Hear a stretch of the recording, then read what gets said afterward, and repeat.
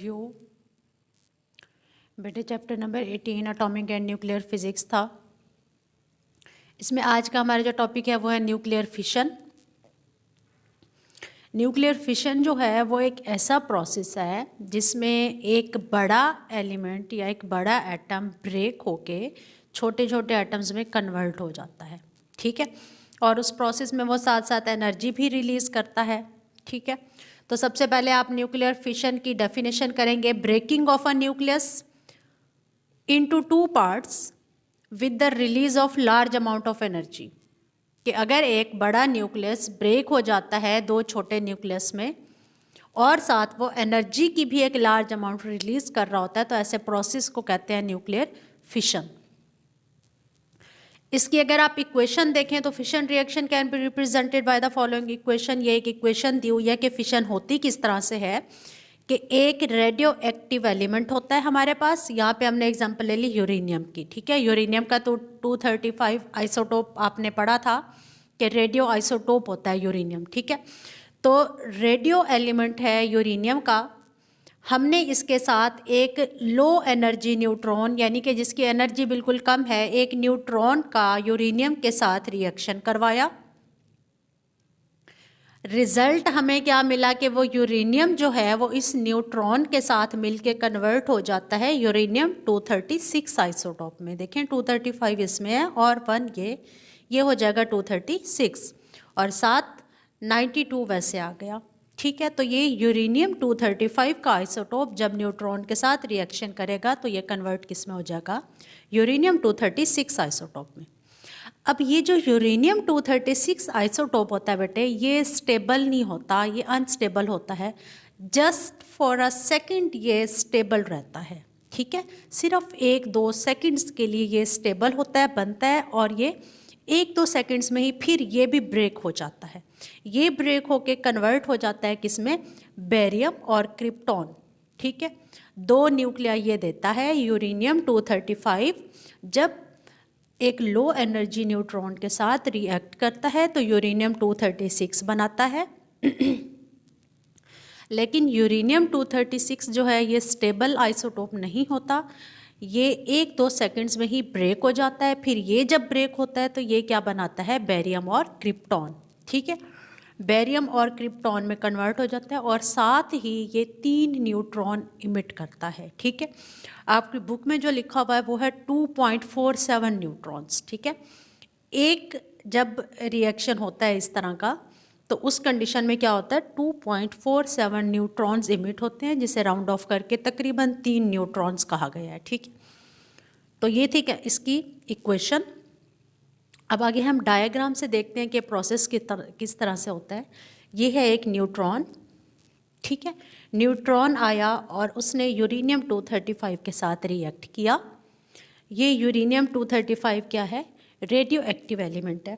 अब जब इसने न्यूट्रॉन के साथ रिएक्शन किया तो इसने क्या बना दिया, यूरेनियम 236।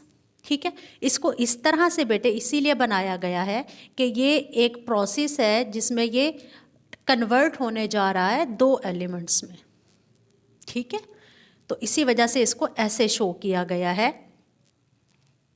अब ये यूरेनियम 236 इंटरमीडिएट स्टेट है यानी कि दरमियानी स्टेट है, इसको हम फाइनल प्रोडक्ट नहीं कह सकते। ठीक है, तो यूरेनियम 236 क्या हो गया, आगे फिर ब्रेक होके कन्वर्ट हो गया क्रिप्टॉन में और बेरियम में, और साथ ही उसने क्या किया, 3 न्यूट्रॉन्स इमिट किए और एनर्जी भी साथ कोई ना कोई रिलीज हो रही होती है, क्योंकि हमने पढ़ा ही ये था कि इस प्रोसेस में क्या होता है, साथ एनर्जी भी रिलीज हो रही होती है। तो साथ एनर्जी रिलीज हो गई।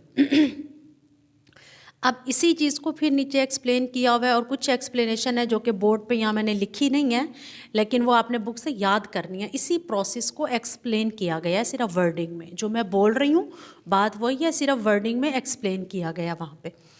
वेयर यूटर 236 इज़ एन इंटरमीडिएट स्टेट। अब ये यूरेनियम 236 आइसोटोप जो है यहाँ पे क्या है, इंटरमीडिएट स्टेट है, that lasts only for a fraction of second, जो सेकंड के भी पता नहीं कितने हिस्से तक रहती है, मतलब सेकंड से भी कम। ठीक है, इतने टाइम के लिए ये रहती है और फिर फ़ौरन ही कन्वर्ट हो जाती है before splitting into X and Y.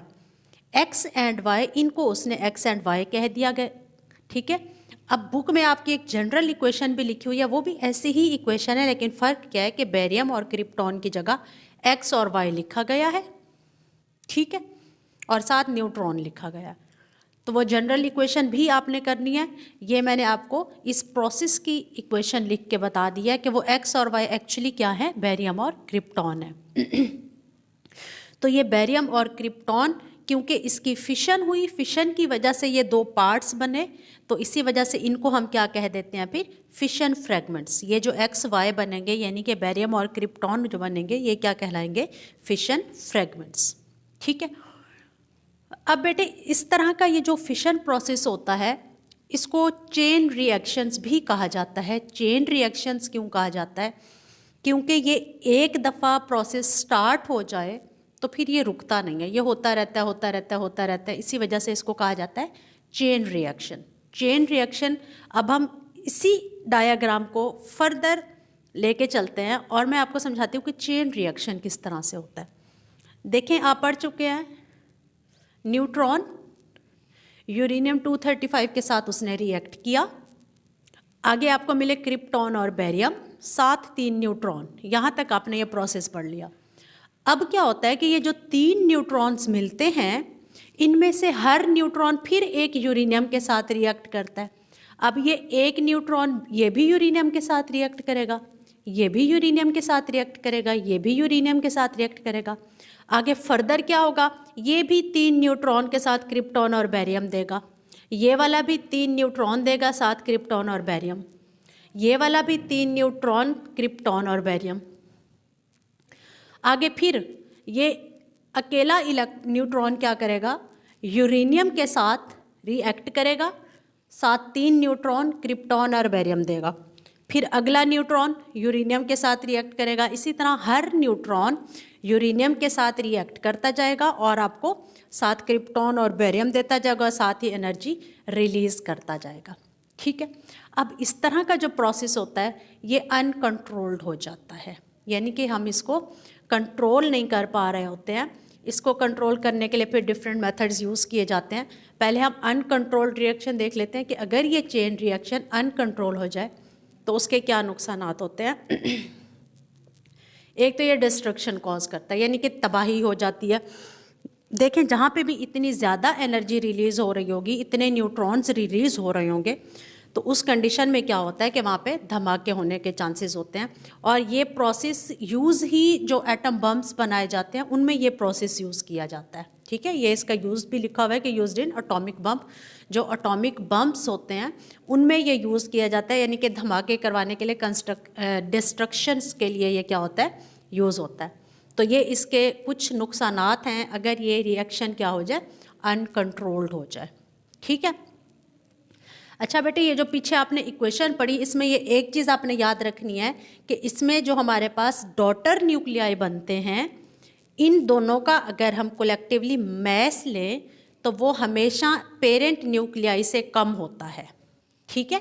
Daughter nuclei के मैस को अगर हम सम करें तो वो पेरेंट न्यूक्लियाई के मैस से कम होता है। ऐसा क्यों होता है, क्योंकि कुछ मैस कन्वर्ट हो जाता है इस एनर्जी में, जो एनर्जी रिलीज़ हो रही होती है कुछ मैस उस एनर्जी में कन्वर्ट हो जाता है। इसी वजह से जो प्रोडक्ट्स होते हैं उनका मैस हमेशा इससे कम होता है, ठीक है। दूसरी बात आपने ये याद रखनी है कि इस प्रोसेस में एक दफ़ा जब ये रिएक्शन होता है तो तकरीबन जो कैलकुलेट की गई वो एनर्जी है 200 मेगा इलेक्ट्रॉन वोल्ट, ठीक है। 200 मेगा इलेक्ट्रॉन वोल्ट एक प्रोसेस में इमिट हो रही है एनर्जी। तो अब आप देखें कि अगर इसमें 200 mega electron volt energy emit हो रही है और ये प्रोसेस फर्दर कंटिन्यू हो रहा है, फिर इसमें 200 मेगा इलेक्ट्रॉन वोल्ट, 200 यहाँ, 200 यहाँ, ये टोटल हो जाएगी 600, ठीक है। फिर आगे इसी तरह अगर ये प्रोसेस चलता जाए तो एनर्जी बढ़ती जाएगी, बढ़ती जाएगी।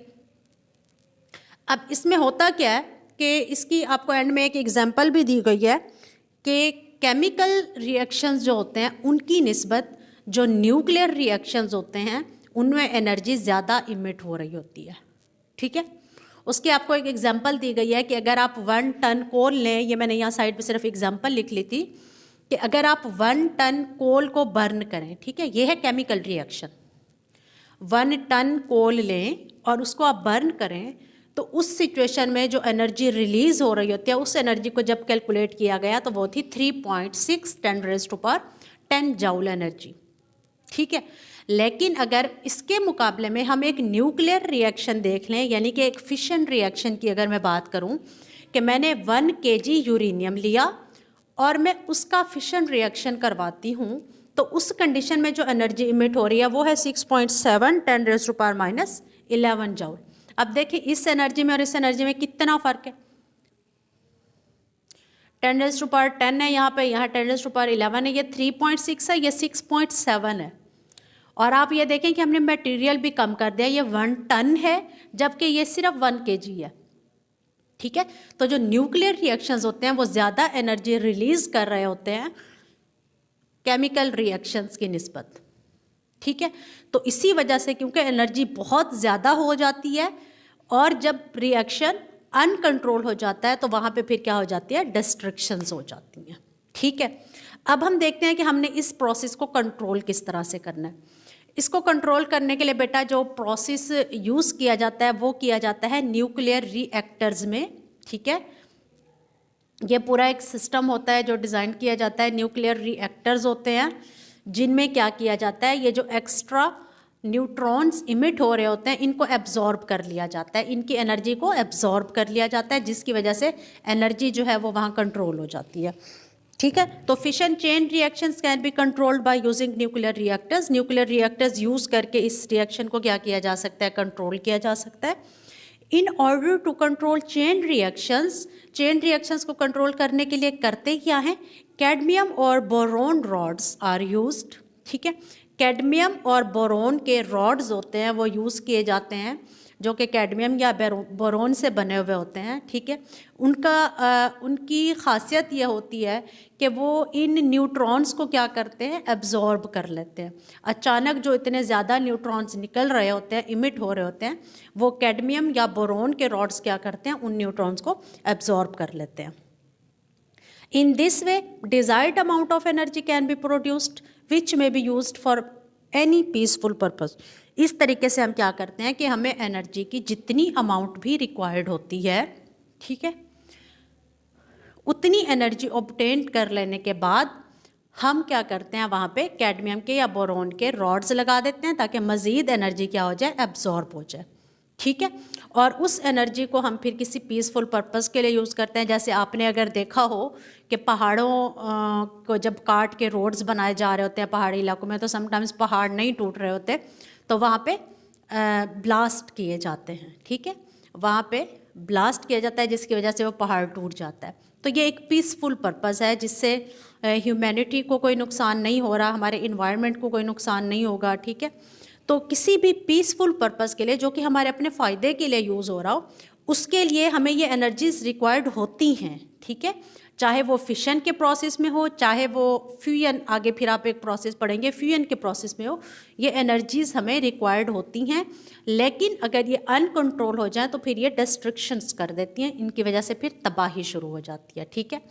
तो ये न्यूक्लियर फिशन का जब आप स्टार्ट में इसका थोड़ा सा इंट्रोडक्शन भी पढ़ेंगे कि 1939 में फ्रिट्ज स्ट्रेसमैन था जिसने ये ऑब्ज़र्व किया था कि यूरेनियम जो है वो यही प्रोसेस था कि यूरेनियम एक न्यूट्रॉन के साथ रिएक्ट करता है, फिर वो यूरेनियम 236 जो कि इंटरमीडिएट स्टेट होती है उसमें कन्वर्ट होता है, फिर वो क्या करता है, ब्रेकअप होके क्रिप्टॉन और बेरियम देता है और साथ 3 न्यूट्रॉन्स इमिट करता है, ठीक है। तो ये फिशन रिएक्शन कंप्लीट हो गया। साथ ही इसका बिल्कुल अपोजिट होता है, इसमें क्या होता है कि एक बड़ा एलिमेंट ब्रेक होके 2 छोटे एलिमेंट्स में कन्वर्ट होता है, जबकि इसका जो अपोजिट प्रोसेस है वो है फ्यूजन रिएक्शन। फ्यूजन में क्या होता है कि छोटे एलिमेंट्स मिलते हैं और एक बड़ा एलिमेंट बनाते हैं, ठीक है।